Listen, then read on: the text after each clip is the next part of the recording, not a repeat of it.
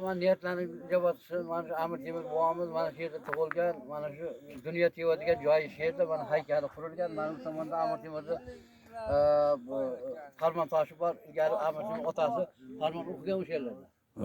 Mana mana shu o'qigachda Amir Temur g'ori bor. Qaysi tomonda? Mana shu. Ha. Ana shu g'or uni eskida aytish bo'yicha bir uchi Samarqand shohizindadan chiqadi.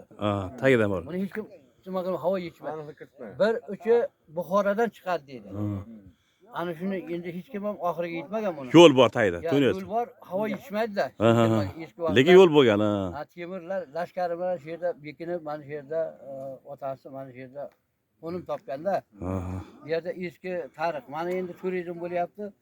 Hamma narsa o'z yo'liga mana shu rivojlanish ko'p. Mana shu yerda endi bundan buyoq kelaversa rivojlanib ketadi, nasib bo'lsa inshaalloh.